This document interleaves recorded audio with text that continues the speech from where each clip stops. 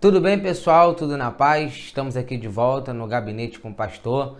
É um projeto que eu sei que você estava com saudade. A pergunta de hoje é simples. Tem que ter teologia para ser pastor? O que eu tenho que ter para ser bispo ou apóstolo? São duas perguntinhas aí. Eu quero começar respondendo, de trás para frente, a questão do apóstolo e do bispo. Vamos começar pelo apóstolo. Existem apóstolos nos dias de hoje? Bom, teologicamente falando, não.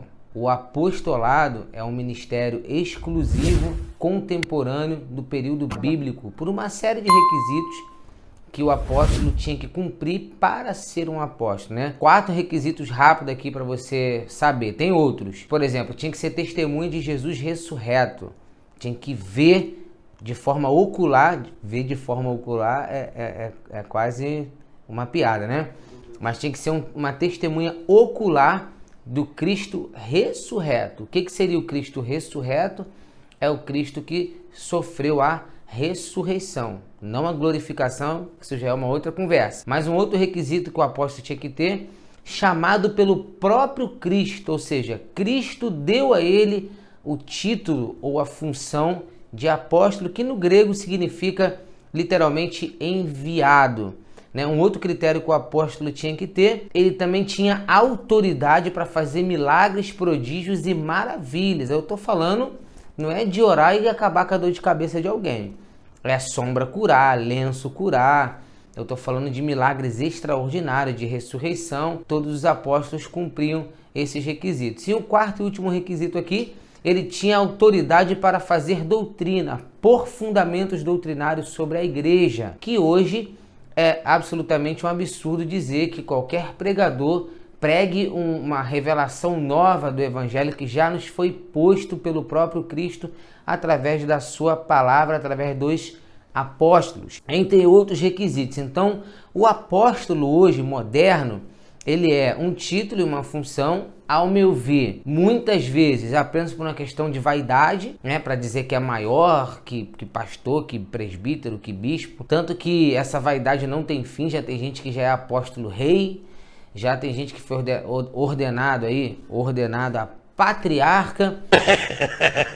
E aí a gente vai aproveitar e ver os próximos capítulos aí da novela para ver em que título nós vamos chegar. Alguns brincam semideus, eu tô achando aí que um semi-querubim, um semi-serafim, um serafim de segunda categoria, algum título vão inventar aí, mas é inadmissível, é impossível sustentar isso teologicamente, que existam apóstolos nos dias de hoje. E aí, esse assunto é muito profundo, eu vou tomar muito tempo aqui, mas só para fechar, a Bíblia diz lá no livro de Apocalipse que haverá 12 tronos para 12 apóstolos. Isto é, nós temos muito mais apóstolo que trono, É aquela velha história, muito cacique, pouco índio.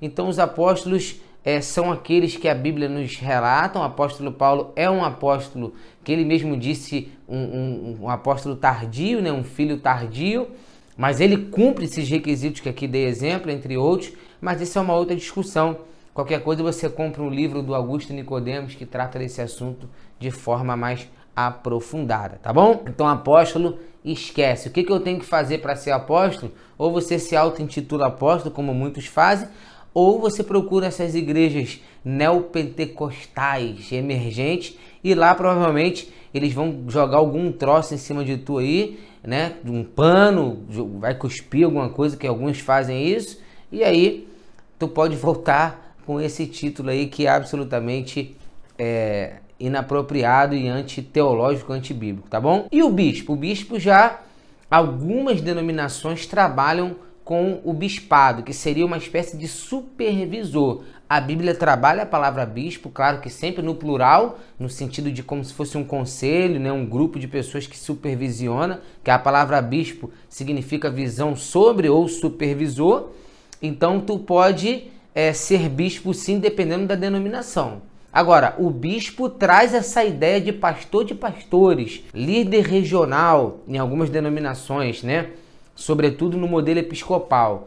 Você que é estudante de teologia, na eclesiologia você vai estudar as formas de governo que cada denominação segue E aí lá você vai aprender isso. O bispo, a gente entende, é aceitável por essa questão. Pastor de pastores, pastor responsável, tem uma visão local de outras igrejas e por aí afora. Agora, deixa eu aproveitar falando de bispo e apóstolo para falar sobre a famosa escadinha da honra. Esse termo eu mesmo cunhei, tá? Escadinha da honra seria o quê? Muita gente pensa que ministério é uma carreira.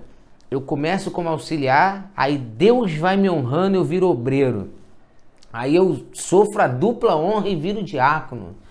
Tripla honra e viro presbítero, evangelista. É assim eu vou sendo honrado até que eu me aposente como um policial militar que entra como soldado e vai embora como sub, numa promoção maravilhosa. Ou seja, ministério não é isso. Tem gente que foi chamado para ser diácono, obreiro e vai ser até o fim do seu ministério. Porque esse é seu chamado, essa é a sua vocação. Essa escadinha, né? Não existe essa escadinha. E se existisse essa escadinha, ela não era para cima, ela é para baixo.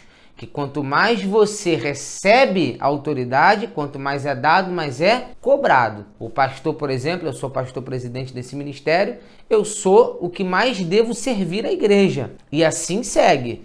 O ministério é quem mais serve, o grupo de obreiros também, porque isto é uma organização para servir a igreja.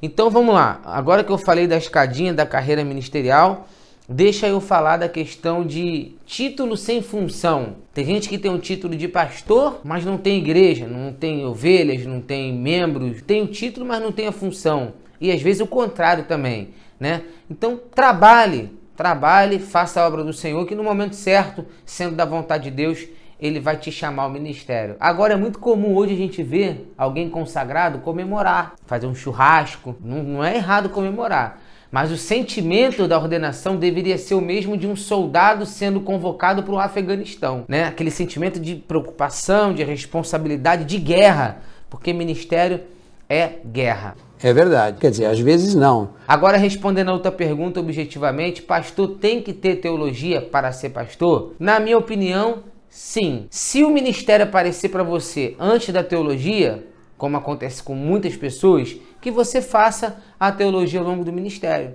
Porque qual é a principal função de um pastor? Não é orientar? Não é direcionar? Como que eu vou ensinar se eu não sei? Como que eu vou direcionar, orientar se eu não sei?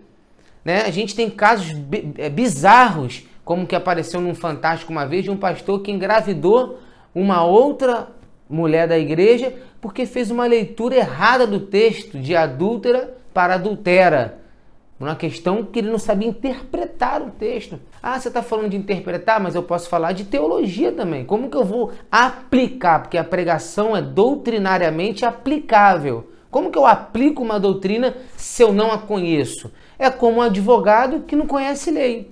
Como um juiz que vai julgar sentenças ali, né, deferir sentenças, que não conhece lei. Então é impossível, na minha opinião, exercer o ministério pastoral com excelência sem a devida formação na teologia. Então fica aqui a minha resposta. Se você tem um chamado pastoral, tem certeza que tem, mas ainda não tem teologia, estude teologia. Mas a Bíblia não diz que a letra mata, pastor? Então, se você está falando isso é porque te falta conhecimento bíblico, te falta conhecimento teológico. É importante que nós todos, pastores, quem prega, quem ensina, tenha esse conhecimento para poder fazer melhor, com mais excelência, exercer com mais excelência o seu ministério. Qualquer dúvida, pode mandar aí as suas perguntas nos nossos canais, nas nossas redes sociais, que a gente está aqui para responder na medida do possível, quem sabe até querendo Deus do impossível. Deus te abençoe.